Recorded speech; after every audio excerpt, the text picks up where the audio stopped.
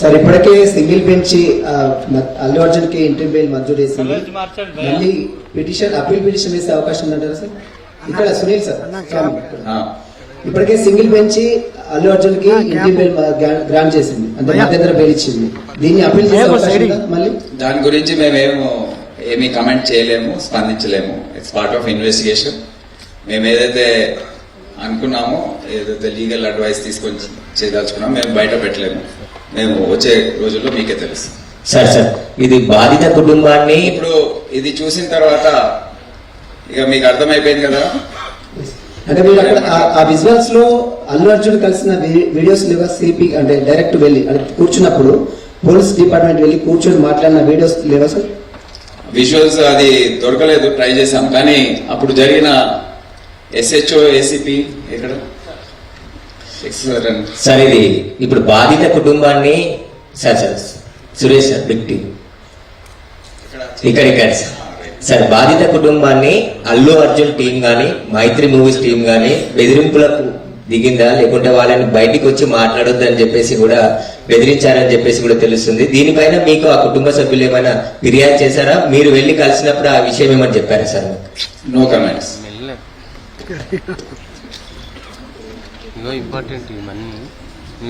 అంటే ఆ రోజు ఎగ్జాక్ట్లీ మీరు SHO ని చూసారు కదా, ఎంత కింద మీద పడుతున్నారు. ఒకసారి అక్కడ వాడు అడిగే ప్రశ్న ఏంటంటే మనకు విజువల్స్ దాని గురించి దొరికాయా లేవా, ఎగ్జాక్ట్లీ ఆ టైంలో మీరు ఎవరికి వెళ్ళి చెప్పారు, ACP ఎవరికి వెళ్ళి చెప్పారు? సరే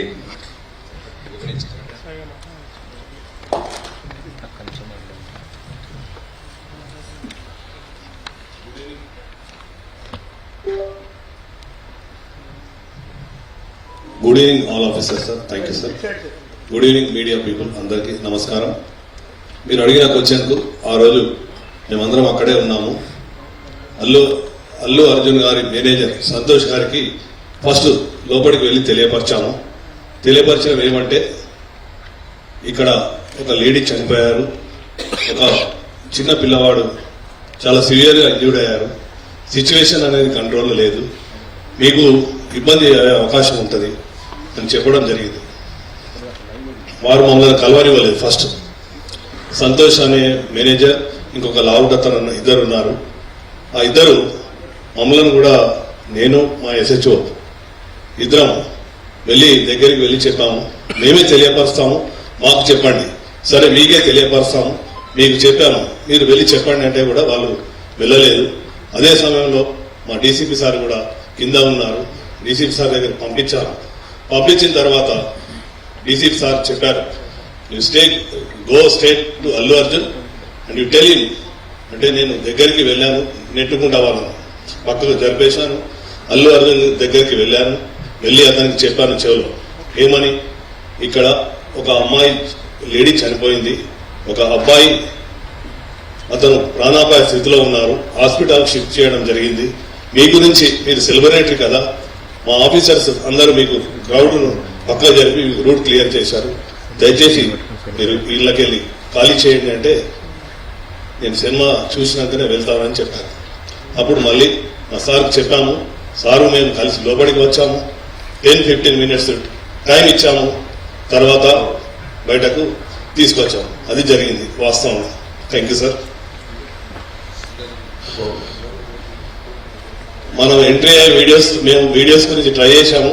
మేము ఎంట్రీ అయ్యే వీడియోస్ ఉన్నాయి లోపల. Lights off.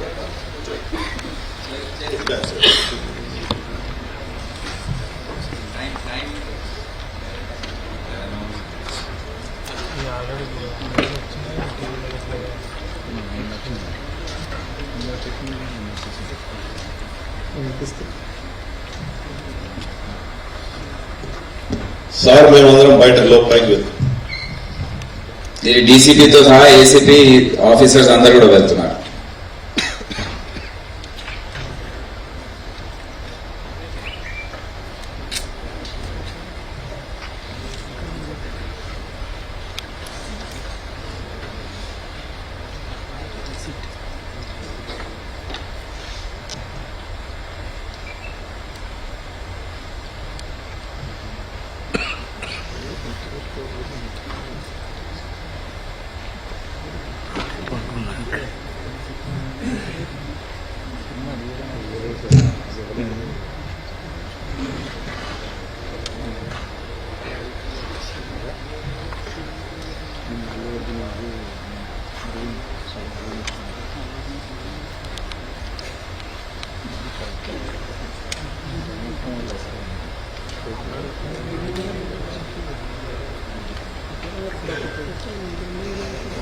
ఇది లాస్ట్ లో అరౌండ్ 12 o'clock.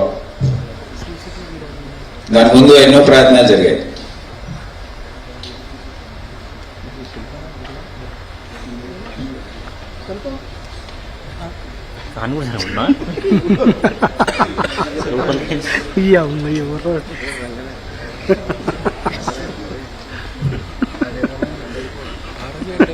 సెల్ ఫోన్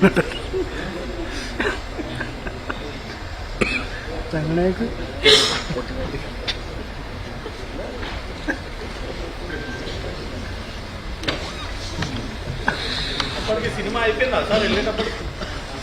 అంతే సార్. సార్ సార్ ఒక డౌట్ సార్, ఇందులో నాగార్జున సార్ ఈటీవీ ఇక్కడ సార్, రైట్ మీ రైట్ లో సార్, చెప్పు. రైట్ ఇక్కడ రైట్ లో సార్. సార్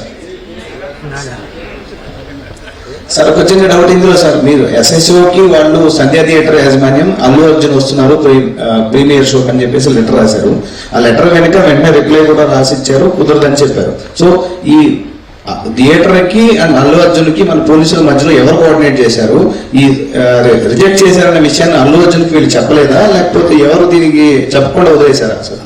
అది మా పని ఎట్లా అవుతుందండి? మీరు వాళ్ళని అడగాలి కదా, థియేటర్ వాళ్ళని. మెమరీ వాళ్ళు అప్లై చేశారు, రిజెక్ట్ చేశారు. అక్కడ ఎస్హెచ్ఓ ఉన్నాడు, చెప్పండి. కట్టండి.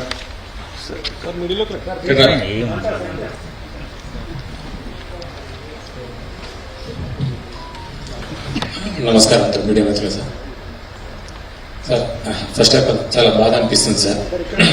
గత 15 రోజుల నుంచి ఈ సంఘటన నా చేతిలో పాపం ఒక శాంతి కలగాలి, వాళ్ళ కుటుంబానికి ఒక ప్రాణాన్ని కాపాడలేకపోయిన ఒక బాధ నాకు ఒక 15 రోజుల నుంచి ఇదైపోయింది సార్.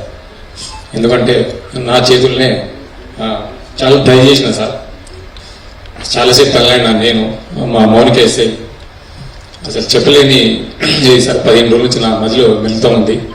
ఆ దేవుని భగవంతుల్లా ఆ బాబు కోలుకోవాలని నేను కోరుకుంటున్నాను సార్. ఆ రోజు జరిగిన సంఘటన సార్, మేనేజ్మెంట్కి నేను బ్యాక్ సైడ్ నేను రాసి మేనేజ్మెంట్కి ఇంటిమేషన్ ఇచ్చిన సార్. నాకు పై వాళ్ళ అల్లు అర్జున్ టీం నుంచి మనకు ఎలాంటి ఇంటిమేషన్ లేదు సార్. మా ఓన్లీ మేనేజ్మెంట్ నుంచి విజిట్ అనేది ఉంది సార్. ఆ విజిట్కి నేను మా సీనియర్ ఆఫీసర్తో మాట్లాడి నేను చూసి ఆ 2 థియేటర్లు ఒకటే ప్లేస్లో ఉండడం సార్. ఆ ప్లేస్లో ఉండడం 2 థియేటర్లకు ఒకటే ఎంట్రీ ఒకటే ఎగ్జిట్ సార్, 35 and 70 mm. అది పాసిబుల్ కాదని అదే పేపర్ కాపీ టు ఎస్హెచ్ఓకి ఒకటి వచ్చింది సార్. దాని బ్యాక్ సైడ్ నేనే నా స్వయాన రైట్ ముందు రాసి మేనేజ్మెంట్ తెలిపిన సార్. వాళ్ళ అల్లు అర్జున్ టీం కాంటాక్ట్ మాకు లేదు సార్. సో మేనేజ్మెంట్ వాళ్ళకి ఇంటిమేషన్ చేయాలి సార్ అది. సో ఇంకోటి సార్, బిఫోర్ 2 hours నుంచి నేను స్ట్రగుల్ చేస్తున్నా. మీడియా మిత్రులందరూ ఉన్నారు, చాలా మంది, ఒక దాదాపు 100 మంది ప్రెస్సులు ఉన్నారు. 2 hours నుంచి మేము, మా SI Mounika lady officer, so ఎంతోగానో ట్రై చేస్తున్నాం క్రౌడ్ ఫుల్ కంట్రోల్ చేయడానికి. సో మేనేజ్మెంట్ మా ఎదురుగానే ఆ గ్రీన్ గిఫ్ట్స్ ఇరగడము, నేను పడిపోవడం, దేవుని వల్ల అది భగవంతుడు ఈ రోజులు ఉన్నామంటే అది ఏమున్నా కానీ ఫస్ట్ ఆఫ్ ఆల్ నేనే పోతాను అనుకున్నా సార్. ఆ సిచ్యుయేషన్ అట్లా అయిపోయిందట. సో ఏమంటే నేను మేనేజ్మెంట్ నా ముంగటే ఉన్నారు, నాగరాజు, సమ్ అదర్ మేనేజ్మెంట్ ఏవో వాళ్ళందరూ ఉన్నారు. సో వాళ్ళు చూస్తూ ఉన్నారు, వాళ్ళ కళ్ళతో చూస్తూ ఉన్నారు. 2 hours కూర్చొని నేను ఇంటిమేషన్ చేసిన. సో మీరు ఇంటిమేషన్ చేయండి, క్రౌడ్ ఇట్లా ఉంది, ఇది పాసిబుల్ కాదని కూడా నేను స్వయం నా ఓరల్గా కూడా చెప్పిన అక్కడ సంఘటన జరిగేటప్పుడు సార్. సో వాళ్ళకు ఇంటిమేషన్ అంటే అప్పుడు నా ఫోన్ వాళ్ళ కాంటాక్ట్ నాకు ఉండదు కదా సార్. వాళ్ళు మాకు మేనేజ్మెంట్ వాళ్ళు మాకు ఇంటిమేషన్ చేసి కూడా నేను మేనేజ్మెంట్కి ఇంటిమేషన్ చేయగలుగుతాను సార్. సార్ ఈ అల్లు అర్జున్ మాత్రం ఇక్కడ సార్, అల్లు అర్జున్ మాత్రం నేను వస్తున్నట్లు చాలా క్లియర్ గా మేము పర్మిషన్ తీసుకున్నామని అల్లు అర్జున్ చెప్తున్నారు.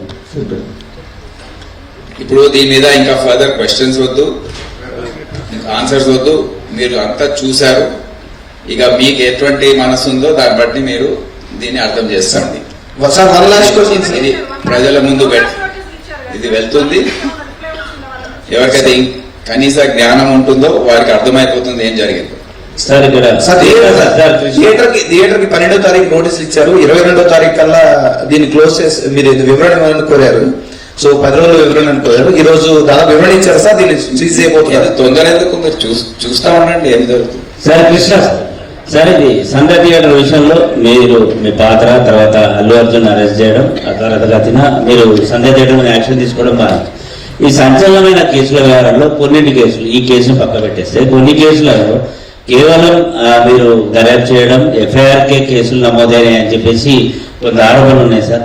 2022 దేశవ్యాప్తంగా సంచలనం సృష్టించిన ఈ ఫేక్ ఎడ్యుకేషన్ సర్టిఫికేట్ కేసు, దీని మీద సిసిఎస్ వాళ్ళు సిట్ ఒకటి దర్యాప్తు చేసింది. 36/2002, 42/2002, 44/2002. ఇందులో కేవలం 36 కేసులో మాత్రమే ఎవరైతే కమిషన్ బేస్ లో సర్టిఫికేట్లు ఉంటారో 20 మందిని అరెస్ట్ చేసి ఛార్జ్ షీట్ వేశారు. ఈ 42, 44 కేసులు ఇప్పటి వరకు ఛార్జ్ షీట్ నోచుకోలేదు. నిందితుల వ్యవహారం సంబంధించి వాళ్ళు దర్జాగా మళ్ళీ ఫేక్ సర్టిఫికేట్లు వేస్తున్నారన్న ఆరోపణలు ఉన్నాయి. 2 ఏళ్లుగా ఎందుకు ఇది ఛార్జ్ షీట్ నోచుకోలేదో చెప్తారా సార్? ఏమో నేను ఒక 8 నెలల పాటు 10 నెలల పాటు నేను లేను. So Shweta will update you cases పరిస్థితి. కేసులో అంతకుముందు సిట్కి ఏసీపీ లేనందుకు కొద్దిగా డిలే అయింది. అయితే ఈ కేసుని రివ్యూ చేసి ఆ మిగతా 2 కేసెస్లో కూడా ఫైనల్ స్టేజ్లో ఉంది. మాకు ఎప్పుడు ఈ ఫేక్ సర్టిఫికేట్ కేసు సిట్కి సెపరేట్గా రిఫర్ అవుతుంటే కేసెస్లో ఉన్న అందరినీ కూడా ఇంక్లూడింగ్ ఎవ్రీ చిన్న పార్ట్ ఉన్నా కూడా డెఫినెట్లీ అందులో అరెస్ట్ చేయడం జరుగుతుంది. ఈ కేసు కూడా తొందరలోనే ఫైనల్ స్టేజెస్లో తీసుకొచ్చి ఛార్జ్ షీట్ కూడా వేయడం జరుగుతుంది.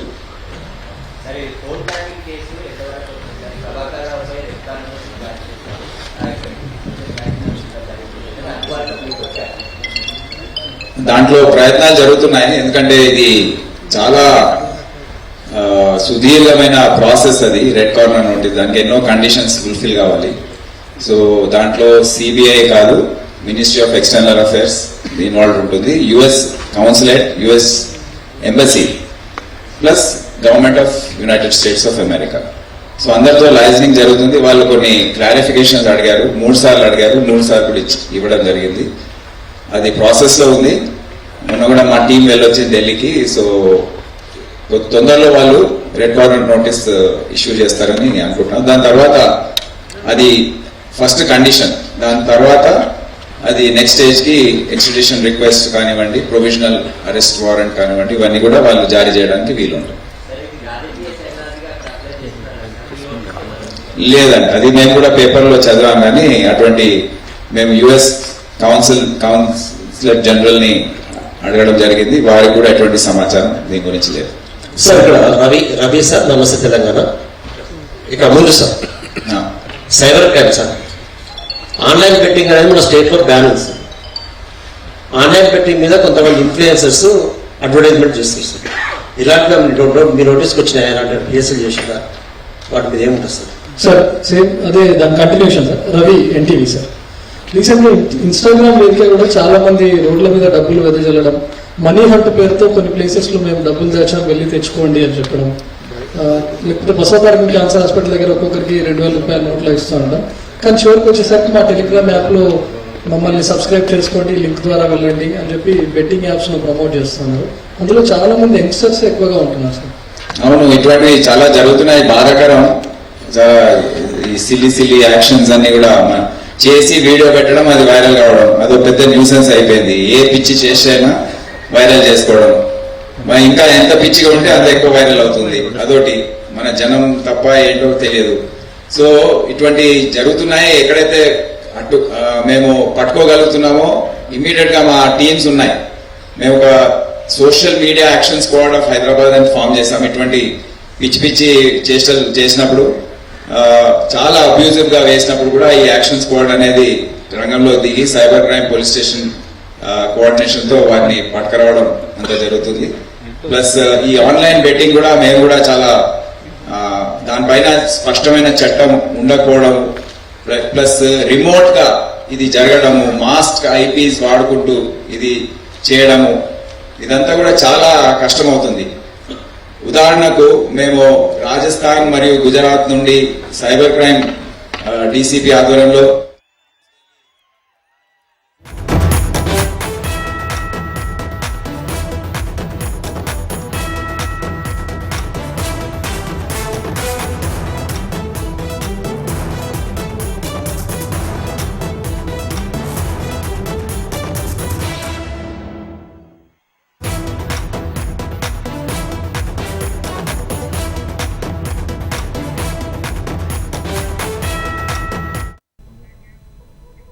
బాధ్యతాయుతంగా వ్యవహరించాలని అభిమానులకు అల్లు అర్జున్ విజ్ఞప్తి చేశారు. ఎవరిని కించపరిచేలా పోస్టులు పెట్టకూడదని కోరారు. కొన్ని రోజులుగా ఫ్యాన్స్ ముసుగులో ఫేక్ ప్రొఫైల్స్ తో పోస్టులు పెడుతున్నారని తెలిపారు.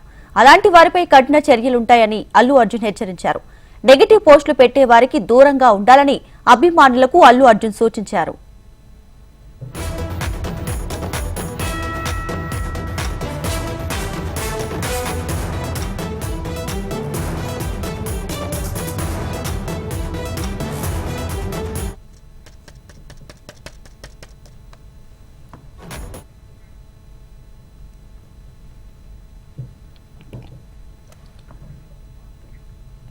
బాధ్యతాయుతంగా వ్యవహరించాలని అభిమానులకు అల్లు అర్జున్ విజ్ఞప్తి చేశారు. ఎవరిని కించపరిచేలా పోస్టులు పెట్టకూడదని కోరారు. కొన్ని రోజులుగా ఫ్యాన్స్ ముసుగులో ఫేక్ ప్రొఫైల్స్ తో పోస్టులు పెడుతున్నారని తెలిపారు. అలాంటి వారిపై కఠిన చర్యలుంటాయని అల్లు అర్జున్ హెచ్చరించారు. ఇక నెగటివ్ పోస్టులు పెట్టే వారికి దూరంగా ఉండాలని అభిమానులకు అల్లు అర్జున్ సూచించారు.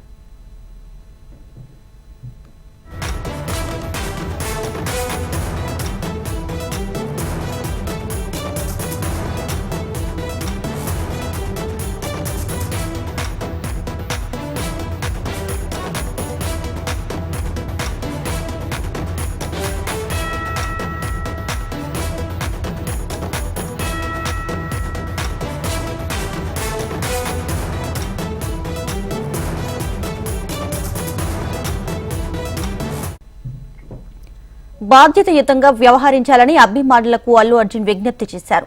ఎవరిని కించపరిచేలా పోస్టులు పెట్టకూడదని కోరారు. కొన్ని రోజులుగా ఫ్యాన్స్ ముసుగులో ఫేక్ ప్రొఫైల్స్ తో పోస్టులు పెడుతున్నారని తెలిపారు. అలాంటి వారిపై కఠిన చర్యలుంటాయని అల్లు అర్జున్ హెచ్చరించారు. నెగటివ్ పోస్టులు పెట్టే వారికి దూరంగా ఉండాలని అభిమానులకు అల్లు అర్జున్ సూచించారు.